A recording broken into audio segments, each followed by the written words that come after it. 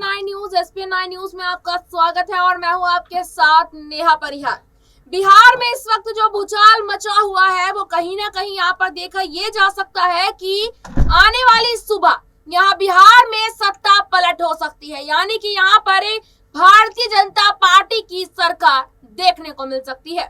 बता दें आपको कि बिहार के पलटूराम नीतीश कुमार, जिनको हमेशा यहाँ पर पलटूराम इसलिए कहा जाता है कि जब भी उनको अपनी कुर्सी का फायदा नजर आता है वो यहाँ पर बाजी पलटते नजर आते हैं और इसी वजह से इस बार भी वो बाजी पलटते नजर आने वाले हैं। बता दें कि कुछ वक्त पहले भी यहाँ देखने को मिला था कि यहाँ पर नीतीश कुमार ने एनडीए से गठबंधन तोड़ दिया था एक लालच में, और अब दोबारा से यहाँ देखने को मिल रहा है कि वो इसी गठबंधन से जुड़ते हुए नजर आने वाले हैं। इसी बीच आपको बता दें कि दूसरी तरफ यहाँ चिराग पासवान इस गठबंधन में नीतीश कुमार की एंट्री से नाराज आ रहे हैं, और तीसरी तरफ अगर हम बात करें यहाँ पर तो राहुल गांधी की बिहार में एंट्री हो चुकी है। जीतन राम मांझी को वो फोन करते हैं और कहते हैं कि आप इंडिया गठबंधन में आ जाइए और एनडीए को छोड़ दीजिए। इन्हीं सारे मुद्दों पर आज हम चर्चा करेंगे कि आखिरकार बिहार की राजनीति इतनी पेचीदा क्यों होती जा रही है। हमारे साथ अमन जी जोड़े हैं। अमन जी से हम सबसे पहला सवाल यहाँ पर लेना चाहेंगे कि अमन जी, आप कैसे देख रहे हैं बिहार की राजनीति को कि बिहार में इस वक्त देखा जाए तो ये नहीं पता कि कब आधे घंटे में सरकार बदल जाए, क्या कहना चाहेंगे इस पर? देखिए, बिल्कुल बिहार में अच्छी भली सरकार चल रही थी नेहा जी, और आपने देखा भी होगा कि 2-4 दिन पहले तक ऐसा कुछ भी नहीं था जिसको लेकर ये अंदेशा भी हो कि वहां पर इस तरह का ड्रामा क्रिएट होगा। लेकिन देखिए, वही बात होती है कि सत्ता के खेल में किस तरह से कुर्सी यहाँ से वहां जाती है, और जो कह सकते हैं कि जो विधायक है उनका खेल किस तरह से यहाँ से वहां किया जाता है, वो आप खुलेआम देख रहे हैं। न सिर्फ बिहार में, मध्य प्रदेश में, महाराष्ट्र में, कर्नाटक में, गोवा में, तमाम सारे राज्य ऐसे हैं जहां पर लगातार ये खेल देखने को मिला। वैसा ही खेल एक बार फिर से जो है बिहार में भी देखने को मिला, क्योंकि जो नीतीश कुमार है, आपने सही कहा कि जो पलटते हुए कह सकते हैं नजर आते हैं हमेशा, कभी इस तरफ, कभी उस तरफ, कभी इस तरफ, कभी उस तरफ, और ये खेल उनका लगातार जारी है। एक बार फिर से उन्होंने ये खेल अपना दिखाया है जिसमें बीजेपी का दामन दोबारा थाम लिया है। वही बीजेपी जिसको कहते थे वो कि मैं मर जाना पसंद करूंगा लेकिन बीजेपी में जाना पसंद नहीं करूंगा। वहीं अमित शाह कह रहे थे, जो गृह मंत्री भी हैं, बीजेपी के बड़ नेता हैं, कि अब जो नीतीश कुमार हैं उनके लिए सारे दरवाजे बंद हो गए हैं।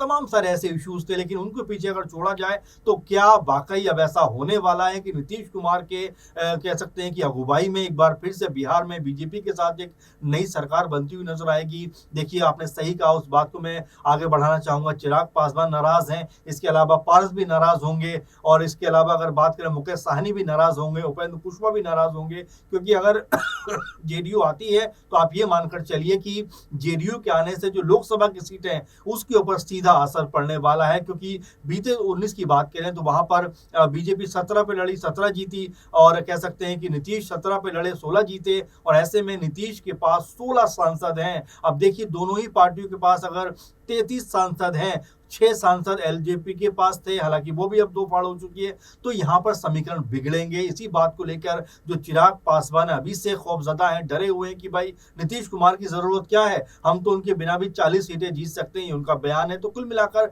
जो बिहार की राजनीति है उसमें कई तरह के खेल चल रहे हैं कि क्या वाकई अब जो बीजेपी है अब नीतीश कुमार को सीएम स्वीकार करेगी। आपको याद होगा, बीजेपी के जो अध्यक्ष है सम्राट चौधरी कहते थे कि भाई नीतीश को जब तक सत्ता से नहीं उखाड़ दूंगा अपने सर की पगड़ी जो है उतारूंगा नहीं। तो क्या अब वही नीतीश को एक बार फिर से सत्ता की चाबी सौंपेंगे? कई तरह के देखिए बयान लगातार बीजेपी के इस समय वायरल हो रहे हैं, जो कहते थे कि अब नीतीश कुमार से कोई भी रिश्ता हमारा नहीं है। लेकिन कुल मिलाकर सत्ता का जो खेल है उसमें बीजेपी माहिर है। शिंदे को सीएम बना देती है, अपने ही मुख्यमंत्री को वो उप मुख्यमंत्री बना देती है। ये अपने आप में उनका खेल देखने को मिलता है। फिलहाल बिहार की जो कल की सुबह होने वाली है वो अपने आप में एक कह सकते हैं सत्ता परिवर्तन लेकर आएगी, या फिर जो आरजेडी है यहाँ पर बड़ा झटका देते हुए, क्योंकि अभी भी लगातार जो सियासी जानकार हैं वो ये बात कह रहे हैं कि लालू यादव ने पूरे पत्ते सेट कर रखे हैं, और हो सकता है कि ललन सिंह, जिनके बारे में भी चर्चा ज्यादा नहीं हो रही है, वो 10-12 विधायक लेकर सीधे आरजेडी के ऑफिस पहुंच जाएं कि भाई हम आपके साथ हैं, और कुल मिलाकर जो सत्ता का खेल है वो पूरी तरह से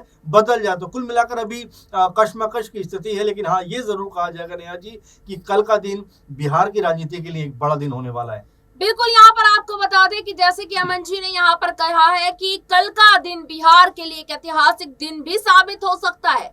यहाँ पर जिक्र किया है आरजेडी को लेकर, तो आपको बता दें कि यहाँ पर लालू प्रसाद यादव के बेटे तेजस्वी यादव का एक बयान सामने आया जिसमें वो ये कहते नजर आए हैं कि हमेशा पलटी मारने वाले नीतीश कुमार इस बार पलटी मारने में यहाँ पर सही साबित नहीं हो सकते हैं, क्योंकि यहाँ इस बार आरजेडी ने भी अपने पत्ते बिल्कुल सेट किए हुए हैं। जैसे कि अभी अमन जी ने बताया है, इतना आसान नहीं है इस बार उनके लिए पलटी मारना जितना आसान वो यहाँ सोच कर चल रहे हैं। बताते चले आपको कि यहाँ तेजस्वी यादव ने एक अनोखी मांग यहाँ पर कर दी है। उनका बयान सामने आया है जिसमें वो यहाँ पर 16 विधायकों की बात करते हैं। साथ ही साथ लालू प्रसाद यादव भी यहाँ पर ये बात करते हैं कि जब विधानसभा का सत्र यहाँ पर शुरू होगा उसमें 16 विधायकों के खेल से यहाँ पर जो देखा जा सकता है विधायकों की संख्या यहाँ पर कम हो जाएगी, और अगर विधायकों की संख्या कम हो जाती है 16 विधायकों का इस्तीफा दिलवा कर, तब यहाँ अपने आप ही नीतीश कुमार की सरकार गिर जाएगी। क्या वाकई में आपको लगता है कि ये सब कुछ जो 16 विधायकों को मनाकर उनका इस्तीफा दिलवाना इतना आसान लगता है आरजेडी को? देखिए बिल्कुल, और सत्ता के खेल में कुछ भी हो सकता है नेहा जी। हमने देखा कि अच्छी भली सरकार चल रही थी मध्य प्रदेश की, और वहां पर सिंधिया अपने 22 विधायकों को लेकर चले जाते हैं बीजेपी के अंदर, बाद में उनके सबके इस्तीफे होते हैं, इलेक्शन होता है और वहां पर एक बार फिर बीजेपी की सरकार सत्ता में काबिज हो जाती है। तो कुल मिलाकर देखिए सत्ता में और इस कह सकते हैं सियासत में कुछ भी मुमकिन है, क्योंकि कहा जाता है कि ये कुर्सी की लड़ाई है। इस कुर्सी के लिए देखिए नेता क्या से क्या कर बैठते हैं।